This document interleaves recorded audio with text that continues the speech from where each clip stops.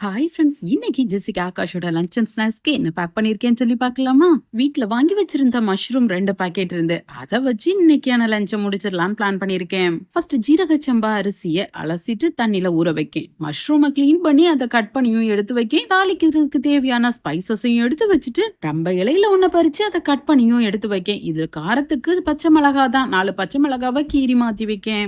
இப்ப ரெடி பண்ண ஆரம்பிச்சிடலாம். பேன் அடுப்புல வச்சு தேங்காய் நெய்ய விடுறேன். அது கொஞ்சம் சூடானதும் பட்டை, கிராம்பு, ஏலக்காய், ரம்ப இலை, முந்திரி பருப்பு, பச்சை மிளகாய் ஸ்லைஸ் பண்ணி வச்சிருக்கிற பல்லாரியையும் உள்ள சேர்த்து கொஞ்சம் மிக்ஸ் பண்ணி விடுறேன். அதோட கலர் மாறிடக்கூடாது. நெக்ஸ்ட் கிளீன் பண்ணி கட் பண்ணி வச்சிருக்கிற மஷ்ரூமும் கொஞ்சம் உப்பையும் சேர்த்து பெரட்டி விடுறேன். மூடியும் வைக்க அதுலயே தண்ணி ஊறும். இதோட பிளேவரே இந்த மஷ்ரூம் தாங்கிறதுனால கொஞ்சம் அதிகமா தான் மஷ்ரூமும் சேர்த்திருக்கேன். பல்லாரிய வதக்கும் போது இஞ்சி பூண்டு பேஸ்ட் போட்டிருக்கணும், மறந்துட்டேன். அதனால இப்ப சேர்த்து 2 பெரட்டி விடுறேன். நெக்ஸ்ட் 1 கப் அரிசிக்கு 2 கப் கொதிக்கிற தண்ணியும் உள்ள சேர்த்து கொஞ்சம் கொதிக்க விடுறேன். அது கொதி வந்த பிறகு ஊற வச்சிருக்கிற சீரக சம்பா அரிசியும் உள்ள சேர்த்து நல்லா மிக்ஸ் பண்ணி விடுறேன். அரிசி நல்லா 3/4 பாகம் வெந்து கொஞ்சம் தம் போடுற ஸ்டேஜ் வந்ததும் கொஞ்சம் ஃப்ரெஷ்ஷான மல்லி இலைய தூவி மிக்ஸ் பண்ணி விடலாம். ஒரு சின்ன தொட்டில தான் புதினாவை கிள்ளி வச்சேன். இப்ப வீட்டு தேவைக்கு அப்பப்ப இதுல இருந்தே பறிச்சுக்கிட்டேன். எனக்கு என்னமோ வெளியில இருந்து வாங்குத புதினாவை விட இந்த தொட்டில இருக்கிற புதினால சின்ன சின்ன இலைகளா இருந்தாலும் நல்ல வாசமா இருந்த மாதிரி இருக்கும்.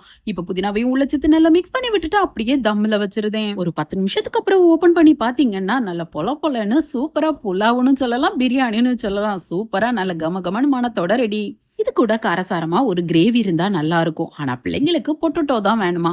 பொட்டேட்டோவை பொடிசா கட் பண்ணி வச்சிருக்கேன். அதை எண்ணெயில நல்லா பெரட்டி விட்டு கொஞ்சம் குக் ஆனதும் ஒரு பாக்கெட் பாஸ்தா மசாலாவையும் உள்ள சேர்த்து நல்ல பச்சை வாசனை போக நல்லா பெரட்டி பொரிய விட்டு வெளியில எடுத்துறதேன். Potato ஃப்ரையும் ready. 10 மணி ஸ்நாக்ஸ்க்கு ரொம்ப சிம்பிளா ட்ரை நட்ஸ் போதும்னு சொல்லியிருக்காங்க. கொஞ்சம் பாதாம், கொஞ்சம் பிஸ்தா, கொஞ்சம் முந்திரிய நெய்யும் உப்பு சேர்த்து நல்லா வறுத்து அது பாக்ஸ்லயும் பேக் பண்றேன். அப்படியே ஒரு கையளவு கூட்டி போட்டோம்னா எனக்கும் என்னவனுக்கும் ஈவினிங் ஸ்நாக்ஸுக்கு சரியா இருக்கும். இப்ப வறுத்த நட்ஸ் கூட ஃபைனலா ஒரு கையளவு ட்ரை கிரேப்ஸையும் உள்ள சேர்த்துறதேன். அந்த நட்ஸ் கூட எடையிடையே இந்த கிரேப்ஸ் கடிபடுறது நல்லாவே இருக்கும். இப்ப ஸ்நாக்ஸும் ரெடி. பிரேக்ஃபாஸ்ட் ரெடி பண்ணிரலாம். சிறுபருப்பு, துவரம்பருப்பு, பல்லாரி, தக்காளி, சின்ன வெங்காயம், பூண்டு, முருங்கைக்காய், பூசணிக்காய், சாம்பார் பொடி, சீரக பொடி, காயப்பொடி, கொஞ்சமா எண்ணெய் விட்டு நல்லா மிக்ஸ் பண்ணி குக்கரை மூடி வேக வச்சிருந்தேன். 3 விசிலுக்கு அப்புறம் ஸ்டீம் போன பிறகு குக்கரையும் ஓபன் பண்ணி ஒரு மிக்ஸ் பண்ணி விட்டுட்டு ஊற வச்ச புளியும் கரைச்சு உள்ள சேர்த்து உப்பும் சேர்த்து தேங்காய் எண்ணெயில கடுகு, வத்தல், கருவேப்பிலையும் தாளிச்சு உள்ள சேர்த்து கொதிக்க விட்டு இறக்கிறதேன். சாம்பார் ரெடி. தோசையையும் ரெடி பண்ணிருந்தேன். இது இட்லி மாவுங்கிறதுனால தோசை ரொம்ப கிறிஸ்பியா வராது, கொஞ்சம் சாஃப்டா தான் இருக்கும். நாளைக்குன்னா நல்லா மொறுமொறுன்னு வரும்.